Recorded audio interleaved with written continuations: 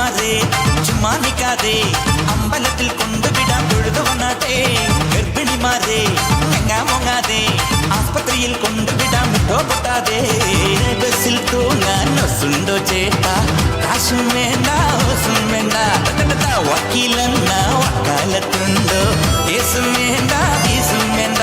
അട നമ്മടുക്കലെ മോനെ പന്തളത്തിന് വേണ്ട. ഈ പട്ടണത്തിൽ പാഞ്ഞു വരും